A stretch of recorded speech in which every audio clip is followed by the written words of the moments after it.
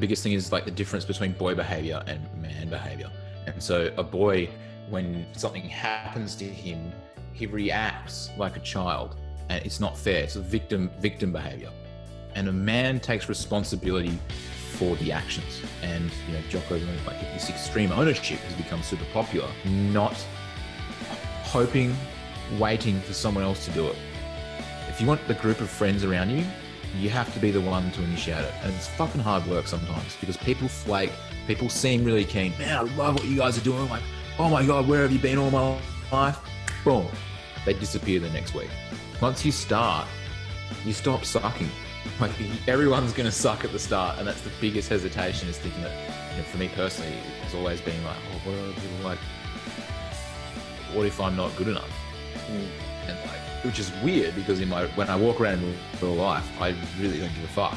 But putting stuff on the internet to random strangers is way more scary than anything I do in real life. I woke up in beast mode with my girl.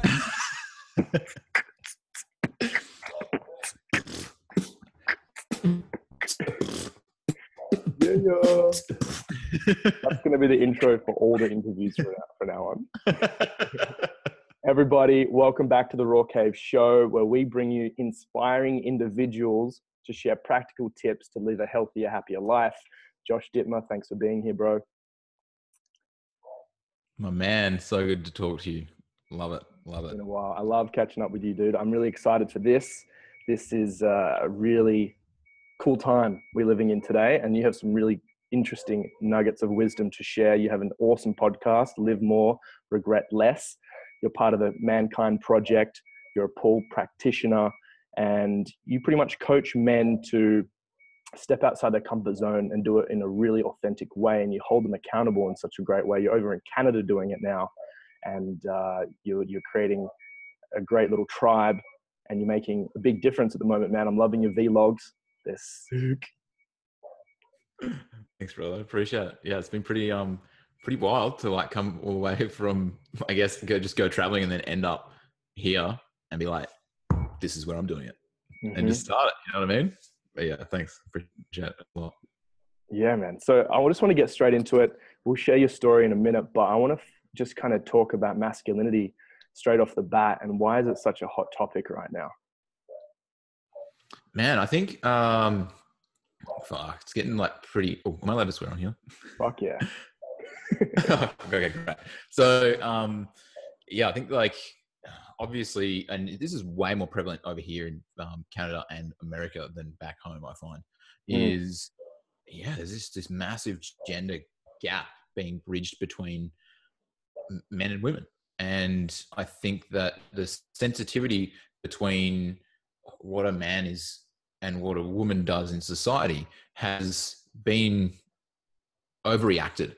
And instead of us just being who we are, whether we have more masculine traits or we have more women, feminine traits, it has become a political argument, and it's really been escalated through that vessel to something that's just out of hand and really quite, frankly, I find stupid, harmful, and just detrimental for our future, for how we identify with ourselves and just being okay to be me. So I think that's the very much political at the moment is why it's such a hot topic, and everything's just getting really distorted. And then how did you get into, I guess, understanding this topic and, being where you are today with this podcast? You interviewed Elliot Hulse the other week. That was awesome.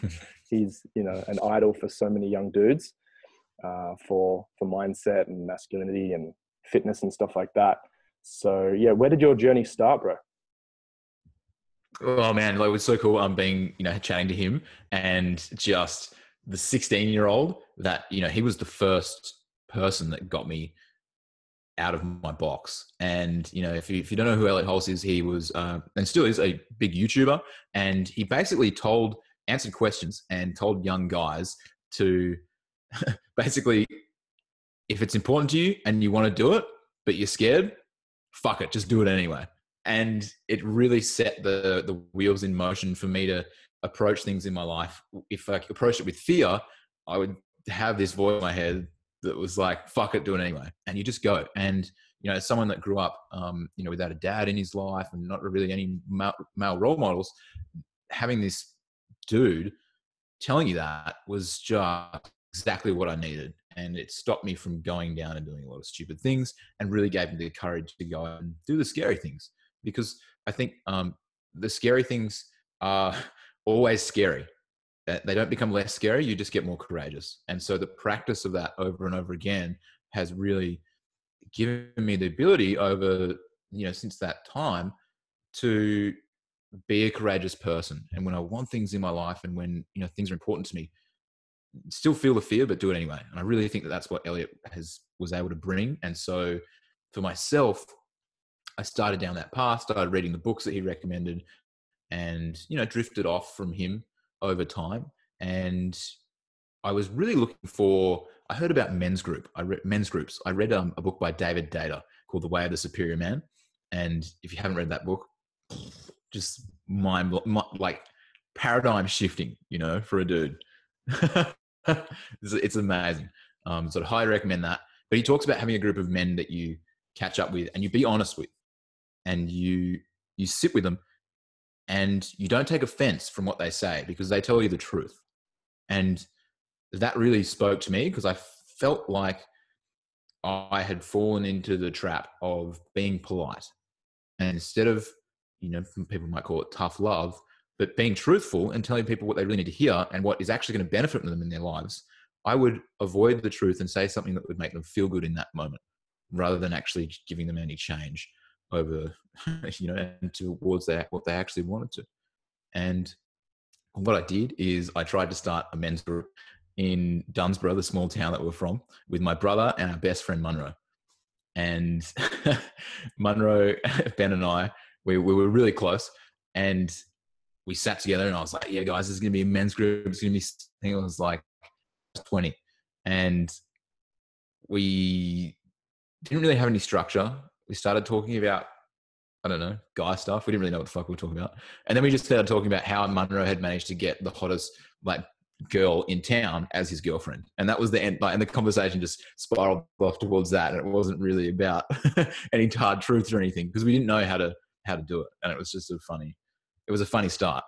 But it really got me rolling towards a need for that, and realizing that I didn't have good role models in my life. And I didn't go through a transition from boyhood to manhood, really.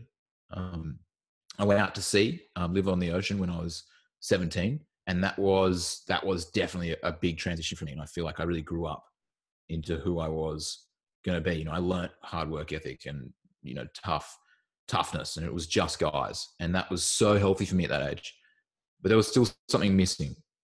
And I basically just did research, looked into it, just really took the initiative to find a men's group or a men's initiation, whatever that really meant. I was like, oh, what the hell? I didn't really know what it meant. I imagined, in Australian culture, the Aboriginals have walkabout, and they basically, when the young boys become men, they get sent off with a spear, and they have to go off in the desert for weeks or months and come back.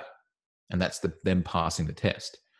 And there's something about that really changes you.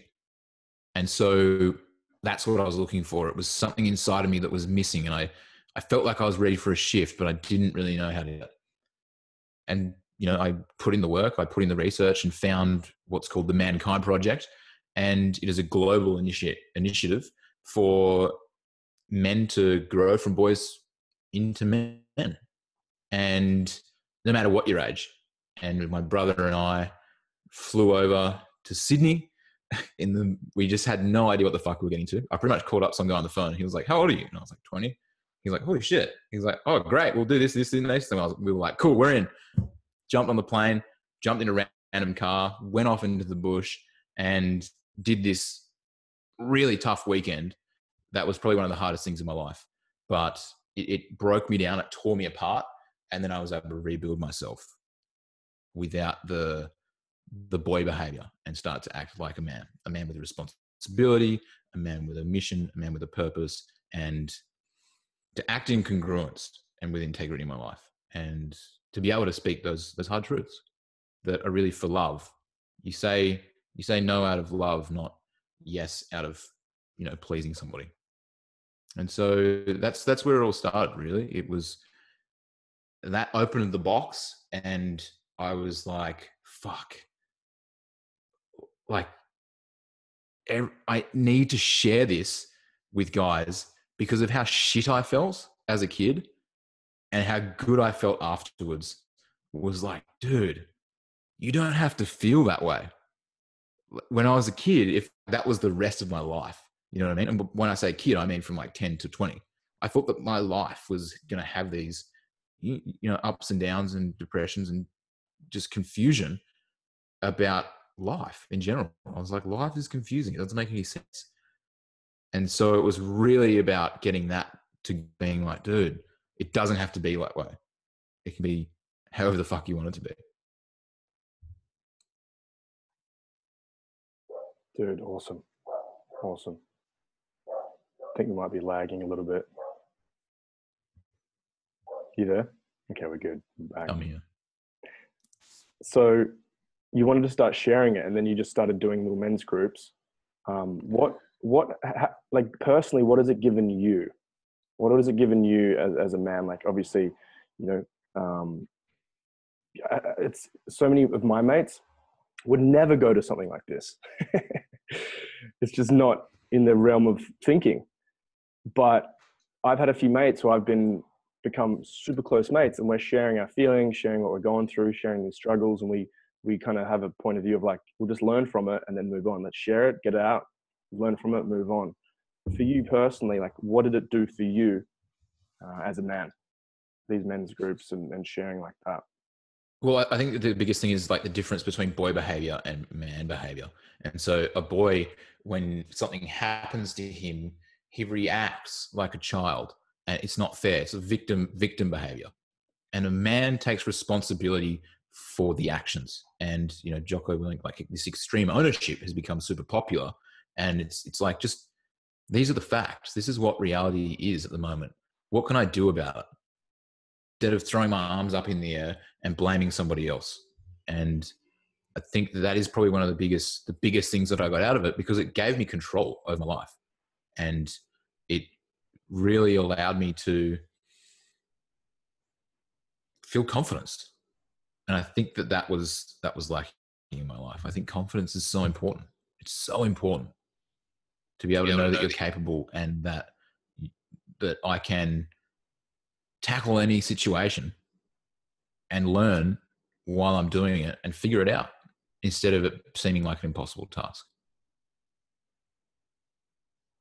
You were mentioning just before the podcast, talking about your friend mentioning how, maybe you haven't been through that many challenging circumstances, and how, it's all perception depending on how you look at it.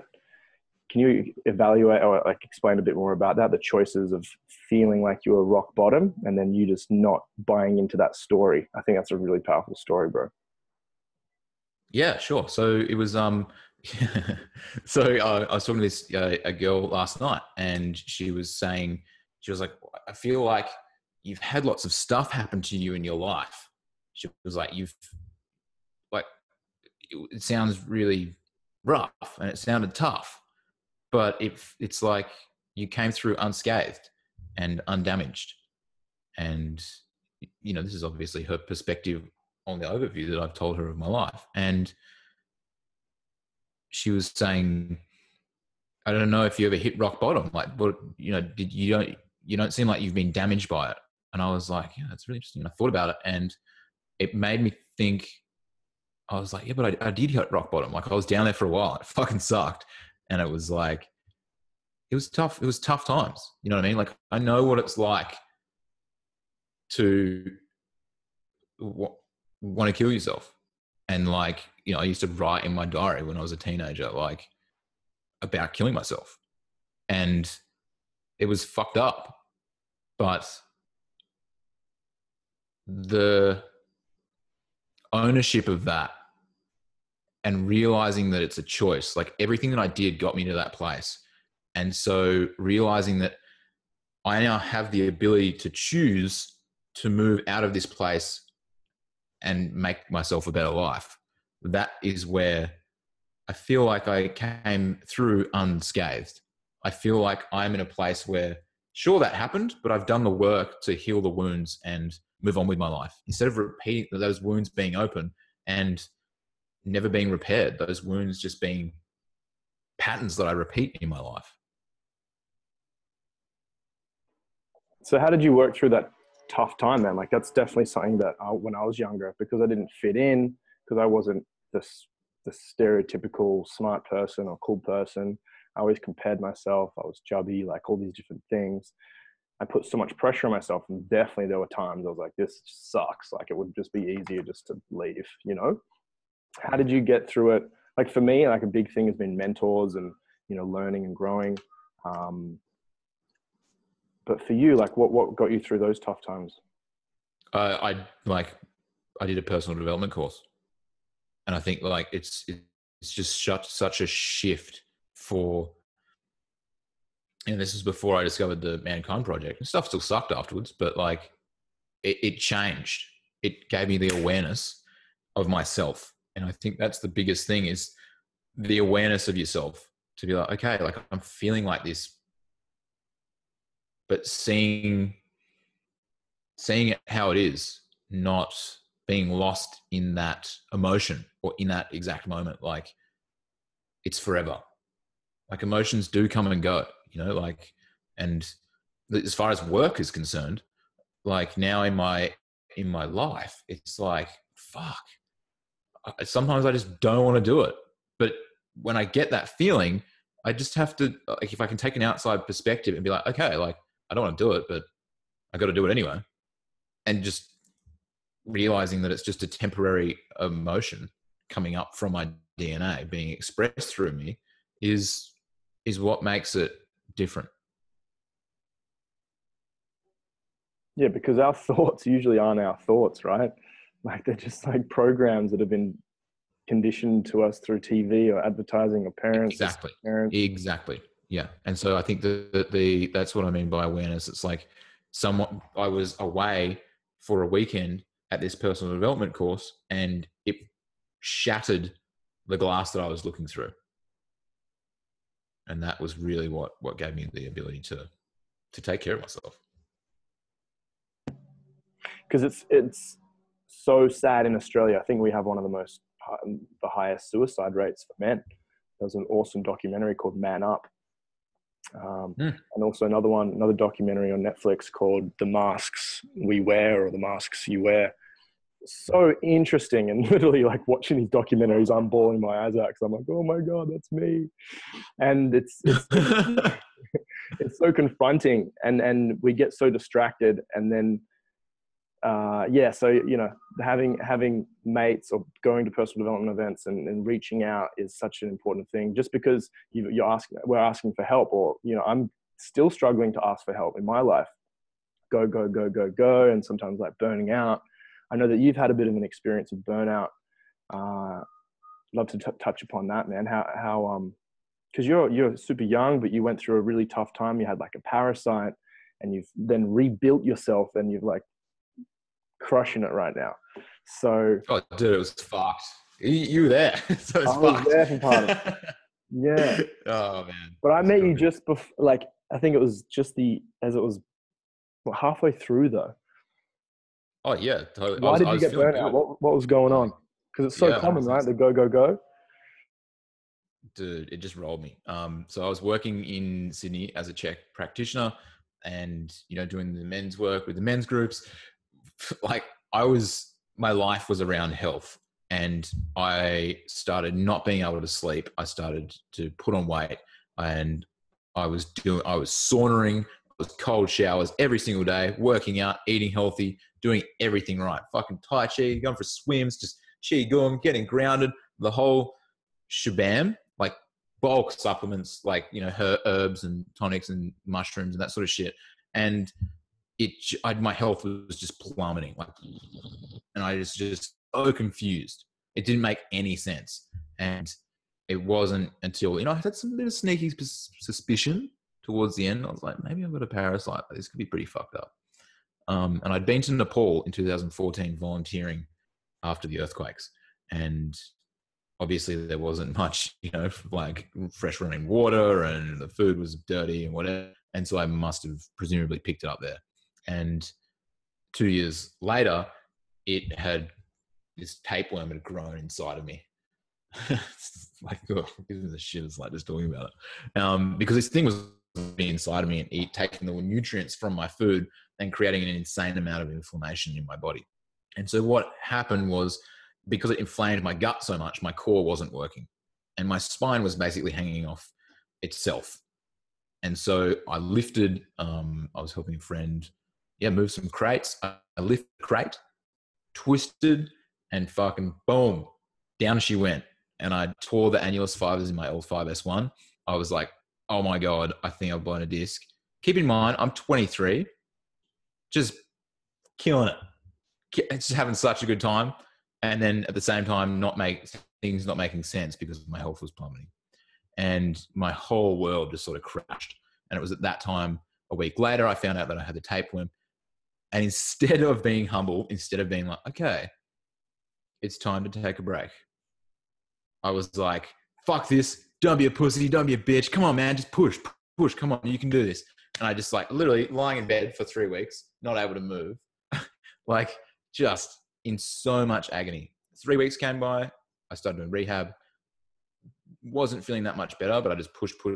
And I just crashed. And, I stopped being, I was in such a state of desperation and survival that it started to affect the relationships around me. And for now, that's the biggest regret that I've got in the last 2 years, is that because I wasn't humble enough at the time that it happened to take a step back and be like, okay, I need to look after myself. I need to stop everything. I kept going down and down and down, and I damaged relationships that I loved. And I ended up having to go back to Western Australia. I did nothing for 6 months. Drove me fucking. I got up with the sun. I went down with this. I really tried to reset my circadian rhythms. Just lots of antiparasitics to kill this thing and get rid of it. Really strict diet. Just did all the right things and took care of myself. Was still fat as fuck, which was devastating. And and then decided, something's not clicking here. And so I decided to go on a trip through America. I'm not a big partier, don't drink, I just love life. And I was like, fuck it. Went to Vegas, got pretty loose in LA. Just went all out. I was like, yeah. Yes. And just had like a wild trip and was like, you know what? This is just not for me. I love what I do. I feel hungry again. I feel good again. And and then that's how I got here. I just felt the hunger and it just wasn't going to die. And I feel like when you feel that inside of you, I think that's when people get bitter with age, is if they don't give in to the hunger. If you don't give in to the hunger that's alive in you to build something in the world, to create and give your gift to the world, you become a bitter old man. And that's my biggest nightmare. Terrible. So it sounded like you had a lot of fun. I did. Dude, I know you did. How important, seeing where you were, go, got smacked by this devil bug, knocked you out, and then you're able to work through it and then have this epic time in Canada. And you've been working on farms, you've been traveling around, vlogging and meeting all these epic people. What advice do you have for someone going through something like this right now, either a parasite or they're going through some burnout, or they go, and they're kind of feeling, ooh, maybe I should slow down? Life is fucking long, dude. You're going to live the next 5 years at 40%, or are you going to take 6 months, rebuild, and live the rest of your life at 90%, 100? Like, fuck me. I feel fantastic fantastic every day I get up. I feel so good. Like life is amazing. And if I hadn't taken those 6 months for it to suck, it would have sucked for the next 10 years until I'd been forced back in that position and forced to learn the lesson. I was going to learn that lesson sooner or later. It was my choice whether I did it sooner rather than later. And so my advice is figure out what the lesson is and choose to learn it now. Take the time, give yourself some space for introspection, and really let yourself be kind to yourself. Do you want to break it down a little bit more in terms of self-care, self-love? I know on the podcast with Elliot the other day, he was talking about unconditional self-love. Mm-hmm. How important was that throughout your journey?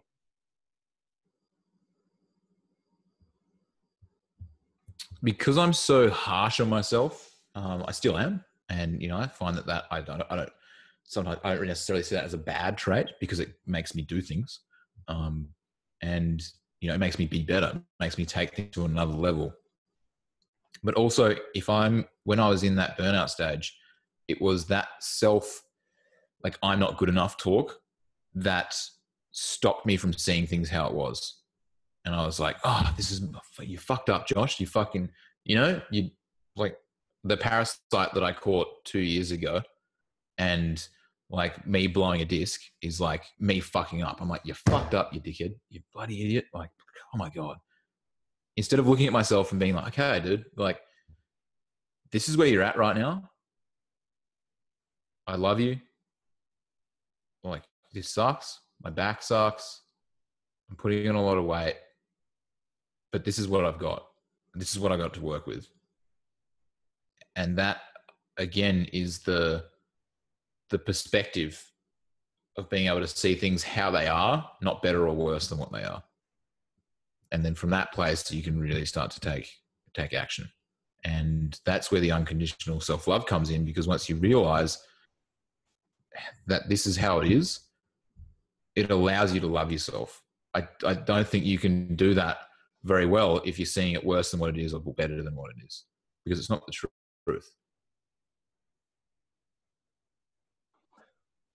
I must admit, dude, you have one of the best podcast voices ever. Someone out there wanting to start a podcast, wanting to start, get started on sharing their journey. Had you been wanting to start the podcast for a while and then you're like, fuck it, I'm going to do it? Or did it happen naturally? Or, I know when I started my YouTube channel, it just happened kind of naturally with a buddy of mine. We just started shooting some videos and then just haven't stopped really. So how did yours start? And do you have any tips for anyone wanting to start a podcast today? I started towards the period of when I was getting sick in Sydney. And so then it stopped, which again, I was like, oh, you suck. There's lots of you suck talk over that time period. But I really, I just looked at like, it's the consistency. And if you can have it planned out, like a bunch of episodes, I think this is the biggest key, is having episodes that are done. You've recorded a bunch of episodes before you start. And then if something happens, because life inevitably happens, people cancel, sometimes the internet doesn't work, or thank God I haven't forgotten to press record through a whole interview yet. But like, you may forget to press record and that person may not have time and you don't get that episode. If you have 5 or 6 episodes in the bank, you've got time to reach out to book other interviews and have it working. Have a safety barrier for stuff to go wrong. I think that's the biggest thing, because otherwise people just start and stop. And I just took time to get clear with my message. Like, what am I talking about? Who am I talking to? What did I want to know? And what do I want to know? And if you want to speak to people that are hard to reach, you've got to get their attention. And so what I did is I made a personalized video for every single person that I get on the podcast, and I make it funny. I make it unique. I click my fingers and I've edited it so that I'm in the snow in my underwear and I'm like, shit, like my teleporting finger click is broken, and I'm like in the snow in my underwear, and then I click back and I'm back in the room, and I'm like, oh shit, that was crazy, and start talking. I mean, it's like it's very humbling to send that video to say Elliot Hulse or Ben Greenfield or all these people that I look at, that we look up to, but you got to get their attention, otherwise you're just another voice in the wind. Like, so I think getting attention and having a backup, a safety barrier, is key. Mm-hmm. Isn't it so cool that we can do this right now? I'm in my track pants, just kind of rolled out of bed. What time is it there? Like 9 o'clock at night? No, it's 10 to 3 a.m. 10 to 3 p.m. PM. Yeah. And we can do this stuff. This is so cool. Yeah, it's so much fun. And I know, dude. So like getting people's attention, I think content is so important, and I think being creative about it is such a good point of view. It's like there's one thing just starting and just doing it, but then being that next level of like, I look up to Casey Neistat or Gary Vee, or they're making these epic vlogs and stuff like that. They've got teams of like 10 or 15, 20 people behind them. I don't have that, so I think that's okay as well, just to kind of know where you're at. So just accept where you're at and grab your phone, or there's memos, there's the camera on our phones, epic now, and we can do any of this stuff. So cool. It's crazy how you don't, like, you just, once you start, you stop sucking. Like, everyone's going to suck at the start. And that's the biggest hesitation, is thinking that, for me personally, it has always been like, oh, what are other people like? What if I'm not good enough? And like, which is weird, because when I walk around in real life, I really don't give a fuck. But putting stuff on the internet to random strangers is way more scary than anything I do in real life. Like, it's so weird. And it's just starting, and you realize something's not that big of a deal. Yeah. And what you said before, that fear doesn't disappear. It's just you become more courageous. I'm like, yeah, so true. I still get nervous, man, presenting and doing this. It's like, oh God, what am I going to say? I've got my questions on a sticky note. Like, this is the preparation. But the more you do it, the better you get. And that's so cool. That's so cool. Who else do you want to interview moving forward on your podcast? So I've got a list. I was literally just doing a new input, but I really want to get Jordan Peterson on, and I love that guy. He's really, really cool. John Butler, I knew him back in Australia, so he's going to come on. Obviously, it would be sick to get Gary Vee on. I'd like to get a porn star on. That'd be pretty funny. Just see where that conversation goes. Johnny Sins, and some pickup guys would be awesome, like RSD Tyler, and things like that would be rad, because they made a big impact in my life. Oh, that'd be sick. So what about like Timothy Ferris? Who's your top? Oh man, I'm just like, fuck. I don't even know how that would be a possibility to reach out and get him. One step at a time, eh? It'd be sick. Yeah, 100%. It's on the list. It's on the list. Is the Canadian internet better than Australian internet? Is it upload quicker? That's the biggest challenge here. Is like this. The internet here is so slow. Man, it's so different. Like, honestly, everything is so clear right now, and it's just a nightmare in Australia. It's fucked, but it's so nice just to be like. It's pretty much like one of the main sticking points. You're like, oh, I'd love to go back to Australia. And you're like, yeah, but the internet sucks. Yeah, sorry, beach. Oh, the beach, love it. It's a bit overcast today though. So traveling, where did you travel? You left Australia. You hung out here for a couple of weeks, and next minute you're in. Go on. You traveled around the world. What did you do? Did you backpack? You traveled with a mate? No, so we went. You're like, I'm in a truck right now. I'm driving a truck. Oh yeah, that was so random. Yeah, that was hilarious. So I went with my friend Talon, and from high school, and we're like a month apart, and we've known each other since we were babies, and we just pretty much did this impromptu trip, booked it, and I was like, oh shit, I'm going to America. And we got there, bought this van, which was a piece of shit. It was like smoking and overheating, and we had to just like, it was so, oh my God, it was so devastating. We bought this thing and the guy wouldn't, he was like, we were like, dude, you sold us a broken van. And he was like, nah, mate, nah. Now you bought it. It's your problem. And we were like, dude, you pretty much ruined our trip. Like, please give us the money back. We need that money to travel. And the guy's like, no. Look, mate, look, I'll give you $400. And we were like, dude, you clearly knew that it was broken. And he's like, look, I don't have to be talking to you right now. Take it or leave it. And we were like, shit.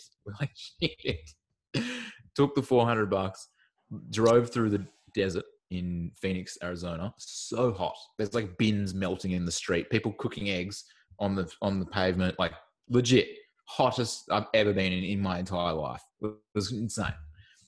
And we're driving this van that didn't have air conditioning. One of the windows wouldn't roll down, and just sweating our balls off in this van across America. Went to San Bernardino, California. Watched Tool. I don't know if anyone like that band. Amazing. Got up in the morning. This van is losing like 4 liters of oil per hour, like just spraying out the back.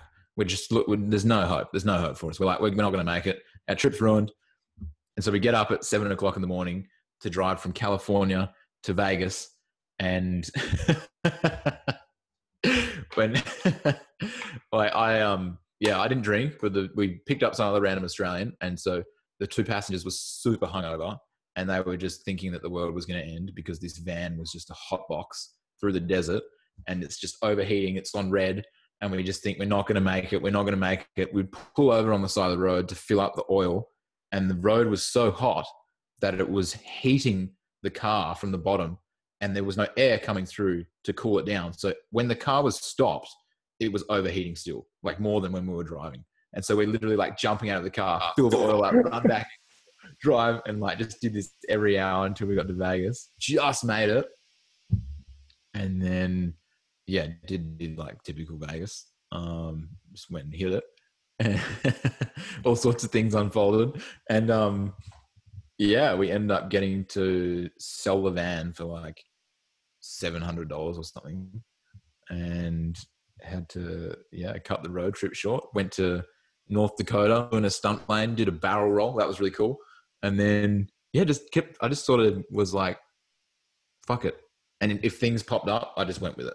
And I ended up driving a truck on a beetroot farm. I was like, I didn't even know beetroot farms were a thing in like Minnesota. Nobody had any teeth. It was hectic. It was like proper redneck section. It was hilarious. They're all like, it was proper like Hick Central. And so I just drove around there making like inappropriate jokes and freaking them all out. I went to Canada, worked on a horse farm. I was like, you know what? I got to work on a horse farm. Boom. Went and rode some horses for a month. Went to Alberta, played with some dogs, dog sledding, what my brother does. And then that was too far away from the ocean, too cold and too dark. So I came back to Vancouver, and that was it. But it was totally like giving myself the mindset of just going, you know what? Fuck it.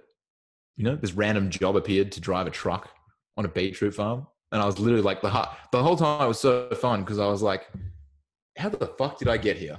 And you're just like driving around in the mud and the rain, snow and everything. And it was so fun because it was so spontaneous, you know? Sick. Where's next? What's the plan for the rest of the year?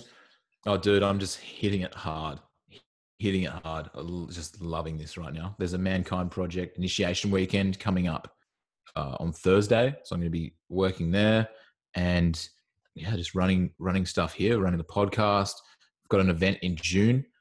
The plan is to get Elliot, Jordan Peterson. So Elliot Hulse, Jordan Peterson, and one of the main guys from the Mankind Project, Boyce and Hodgson, to present there. And we're really cranking up. Got some great support from guys in the community, and just everyone's keen. It's sick.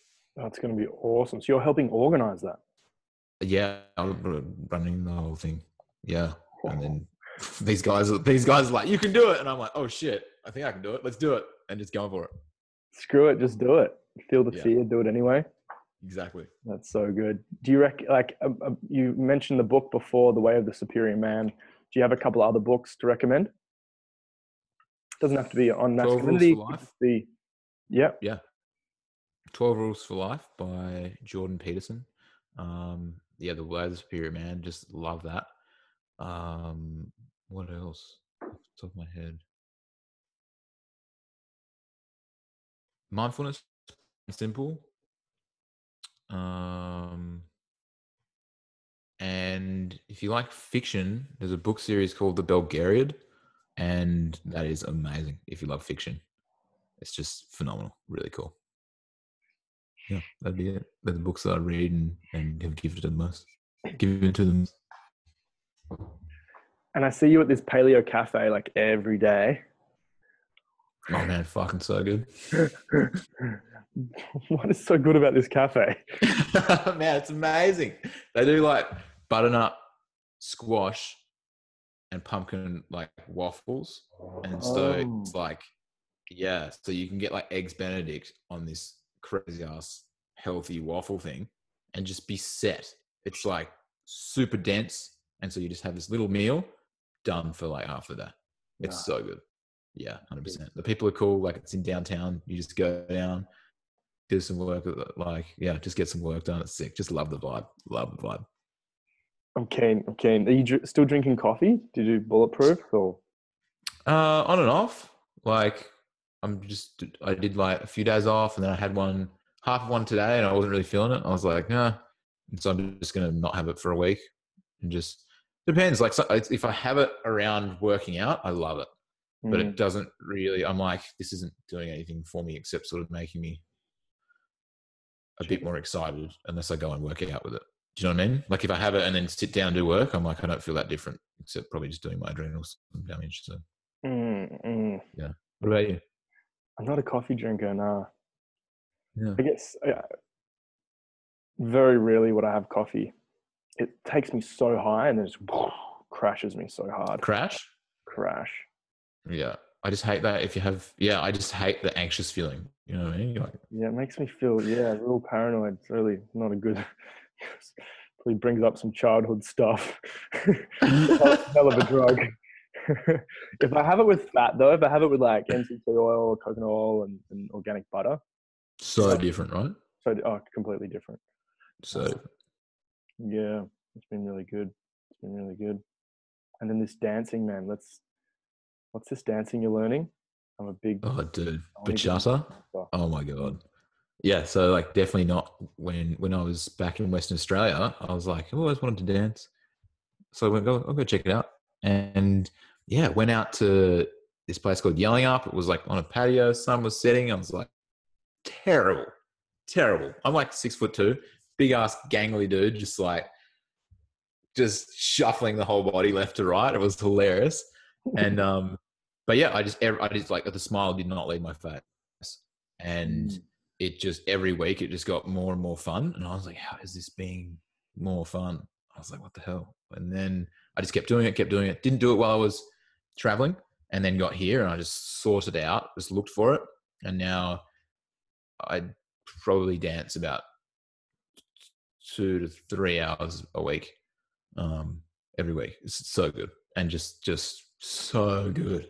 Oh, just being able to learn how to lead a woman, I think is the best. And like being able to look in someone's eyes and not look away, you know? Like look in a woman's eyes and be so intimate and so close and so sensual.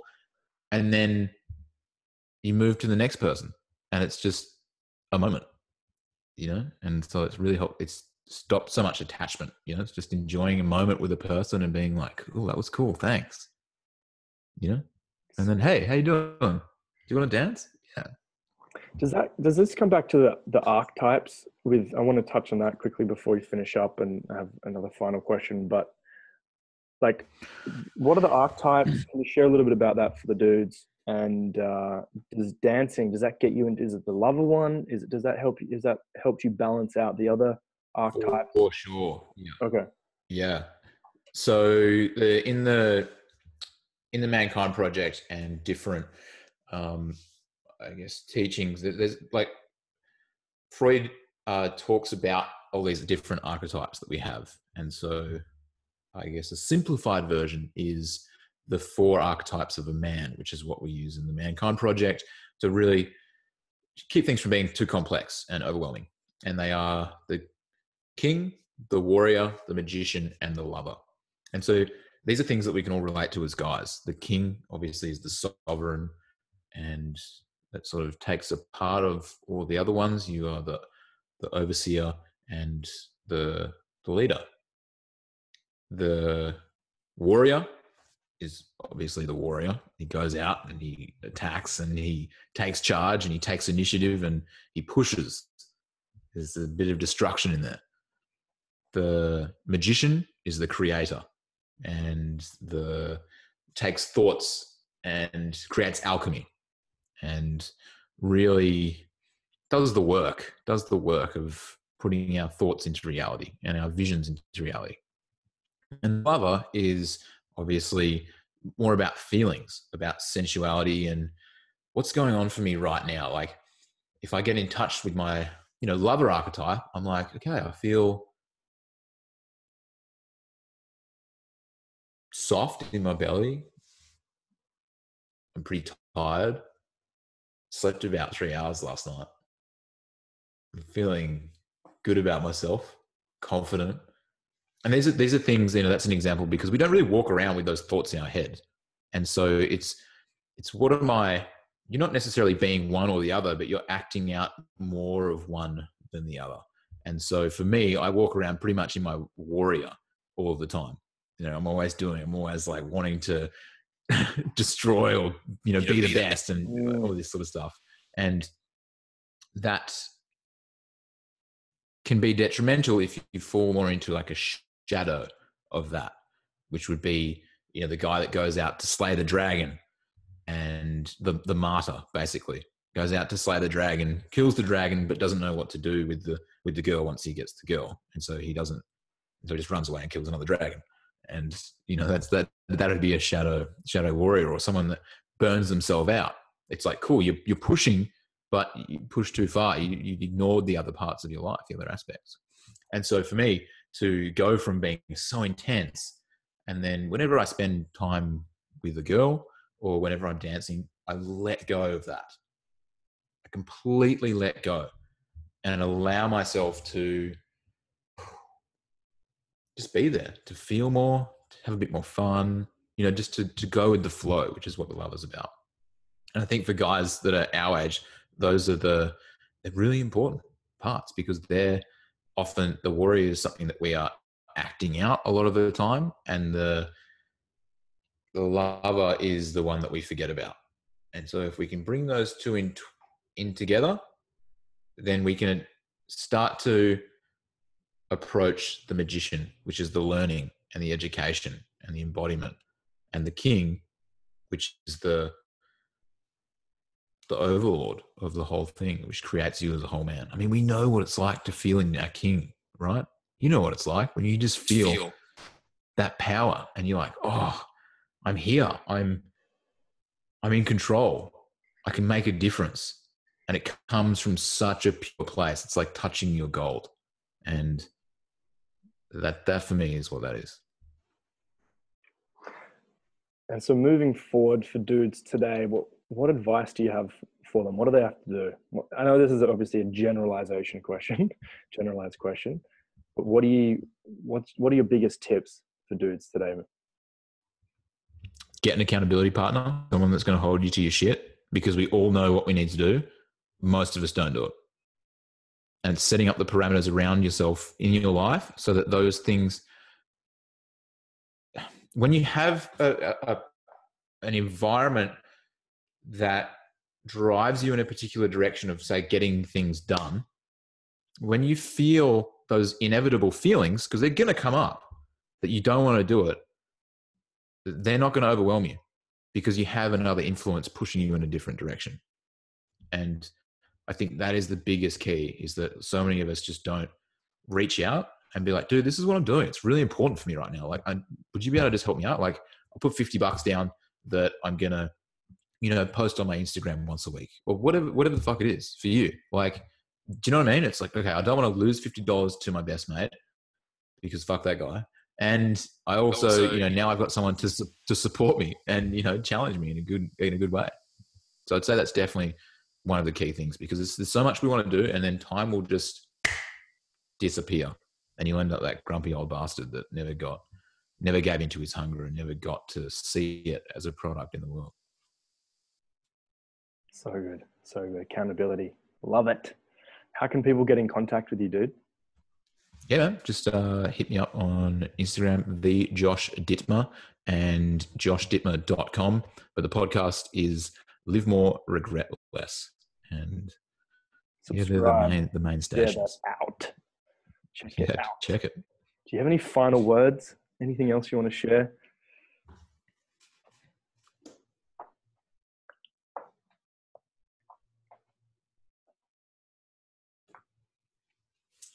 I think that I want to really return to that accountability piece and not waiting for someone else to do it. If you want the group of friends around you, you have to be the one to initiate it. And it's fucking hard work sometimes because people flake. People seem really keen. Man, I love what you guys are doing. Like, oh my God, where have you been all my life? Boom. They disappear the next week. And it doesn't even, you're like, what the fuck just happened?